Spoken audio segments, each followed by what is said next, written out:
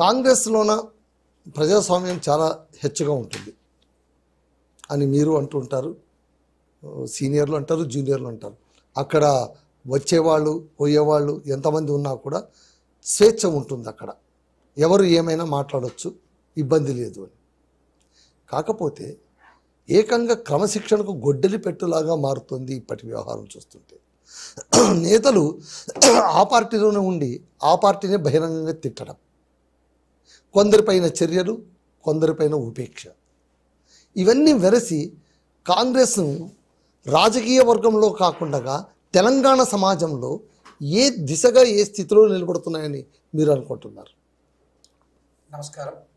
ముందుగా చర్చలో పాల్గొంటున్నటువంటి మిత్రులు టీఆర్ఎస్ మిత్రులు ఆర్య గారికి, అనలిస్టు రెహమాన్ గారికి, మీకు నమస్కారం.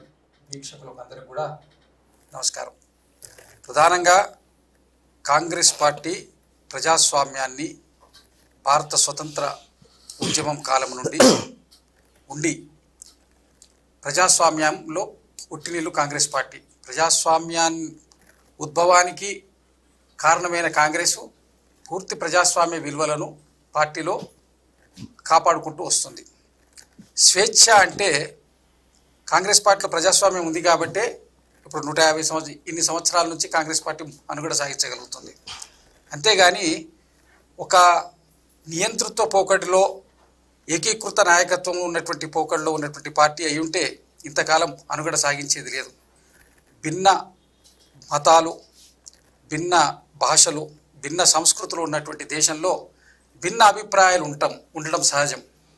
ఈ భిన్నమైన అభిప్రాయాలకు దర్పణంగా ఒక వేదికగా ఉన్నటువంటి పార్టీ కాంగ్రెస్ పార్టీ. ప్రజాస్వామ్య విలువలు కాపాడుకుంటూ అంతర్గత ప్రజాస్వామ్యంకు కొద్దిగా ఎక్కువ స్వేచ్ఛనిచ్చేటువంటి పార్టీ కాబట్టి ఎవరన్నా గీటు దాటి మాట్లాడితే ఉంటాయి, అప్పుడప్పుడు కొన్ని సందర్భాలు ఉంటాయి. వాటి మీద సరైనటువంటి చర్య. విమర్శలు ఎక్కువ అంటే కాలక్రమంలో విమర్శ వేరు, తిట్టు వేరు. తిట్టు వేరు అంటే ఇప్పుడు ఎవరైతే మీరు గూడెం మైపాల్ రెడ్డి గారి గురించి అవును మాట్లాడినో వారు మా పార్టీకి సంబంధించినటువంటి వ్యక్తి కాదు. ఈ మధ్య కాలంలో కండువ కప్పుకున్నటువంటి వ్యక్తి మాత్రమే. సీఎం రేవంత్ రెడ్డి గారు ఏది కోరి తెచ్చినా కూడా ఏరి కోరి కాదు, ఏరి కోరి మేము వారిని స్వాగతించినాం. వారు కోవర్ట్గా వచ్చిండ్రు.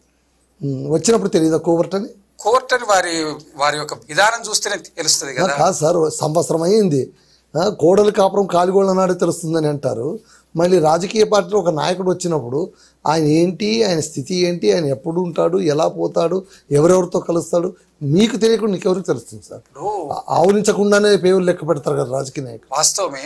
అయినా కూడా ఈ అనేకమైనటువంటి సోషల్ పోలరైజేషన్స్, ఈ జరుగుతున్నటువంటి పోలరైజేషన్స్లో కొన్ని అపశృతులు జరుగుతాయి. దాంట్లో భాగంగా వచ్చినటువంటిది ఇది గూడెం మైపాల్ రెడ్డి గారు కావచ్చు, ఇంకొంతమంది కావచ్చు, అనేక పార్టీల నుంచి మన పార్లమెంట్ ఎన్నికలకు ముందు, ఆఫ్టర్ అసెంబ్లీ ఎన్నికల తర్వాత ఈ ఎటు అధికారం ఉంటే అటు పోయేటువంటి కొంత అన్ని పార్టీలలో ఉండేటువంటి వాళ్ళు మా పార్టీ వైపు వస్తున్నారు, పొలిటికల్ పోలరైజేషన్ కోసం తీసుకోవాల్సి వస్తుంది. తీసుకొని వాళ్ళ ప్రవర్తన సరిగా ఉండి మాతోటి మనుగడ ఉండి మంచిగా ఉంటే వారితోటి సఖ్యంగా ఉంటారు. లేని పక్షంలో వారి దారి వారు చూసుకుంటారు. ఇప్పుడు గూడెం మైపాల్ రెడ్డి గారు గీటు దాటి అబ్యూస్డ్ లాంగ్వేజ్, అసభ్య పదజాలంతో అది పబ్లిక్ కార్యాలయంలో వారు చేసినటువంటి తీవ్రంగా ఖండించదగినటువంటి విషయం. కాంగ్రెస్ పార్టీ వారు ఇప్పటిదాకా అసలు సోషల్ మీడియాలో కావచ్చు మారుమోగిపోతున్నా కూడా స్పందన లేదు. అసలు స్పందన అంటే దీనికి అథెంటికేషన్ చూసి పార్టీకి సంబంధించినటువంటి పెద్దలు దీని మీద ఖచ్చితంగా చర్య తీసుకుంటారు. ఎవరి మీదైనా తీసుకుంటారు. ఇప్పుడు మీకు శశిధర్ రెడ్డి గారు లాంటి వారిని కూడా ఉపేక్షించలేదు. కేంద్రంలో గులాం నబీ ఆజాద్ గారి లాంటి వాళ్ళ నుంచి పెద్ద ఇప్పుడు G20 అయినప్పుడు పార్టీ కొద్దిగా వ్యతిరేకంగా మాట్లాడి, అంటే వ్యతిరేకంగా కాకుండా పార్టీ లైన్ దాటి మాట్లాడినందుకు అనేక మంది మీద చర్య తీసుకోవడం జరిగింది. పెద్ద స్థాయిలో ఉన్నటువంటి వాళ్ళని కూడా ఎవరిని ఉపేక్షించలేదు. గూడెం మైపాల్ రెడ్డి గారు నిన్నగాక మొన్న వచ్చినటువంటి వ్యక్తి. అది నేను వ్యక్తిగతంగా ఆయన కోవర్ట్గా వచ్చిండు, కేసీఆర్ గారి కోవర్ట్గా వచ్చిండని భావిస్తున్నా. వారి యొక్క కుట్రలో భాగంగా కాంగ్రెస్ పార్టీని విఫలం చేయడానికి కుట్రలో భాగంగా వచ్చాను. తర్వాత మీరు అన్నది మధు యాష్కి గారు ఇప్పుడు బలహీన వర్గాలకు సంబంధించినటువంటి ఒక పెద్ద నాయకుడు. ఒక మంచి భావజాలము, ఏఐసిసిలో సెక్రటరీగా ఉన్నారు, తర్వాత ఇప్పుడు ఆ ప్రచార కమిటీ అధ్యక్షులుగా ఉన్నారు.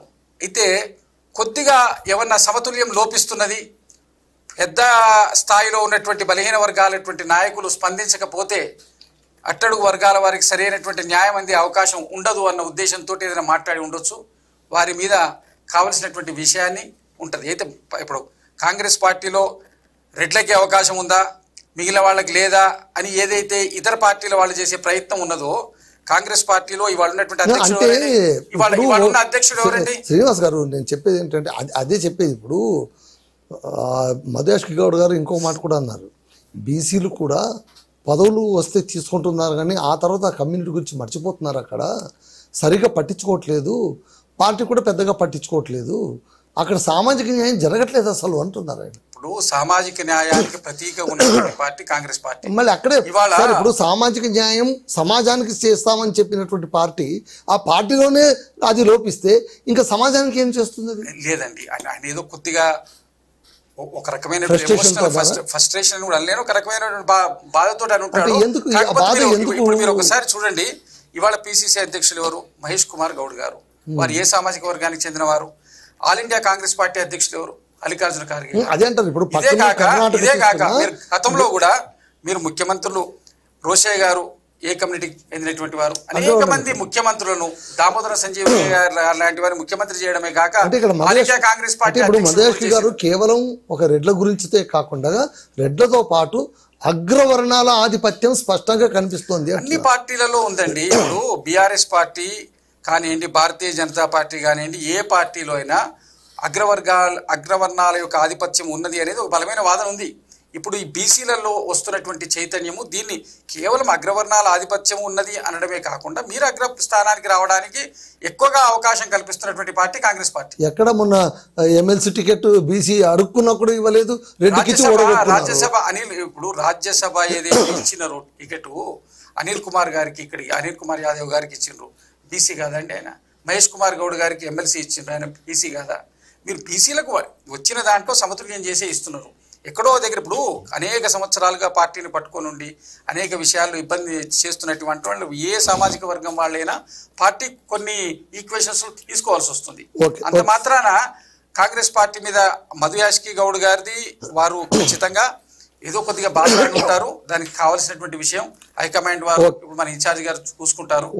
ఈయన మైపాల్ రెడ్డి గారిది మాత్రం తీవ్రంగా ఖండించేటువంటి అంశం. ఇది పూర్తిగా కోవర్టు, దాని మీద తక్షణ చర్య ఇమీడియట్ గా పార్టీ. Okay sir.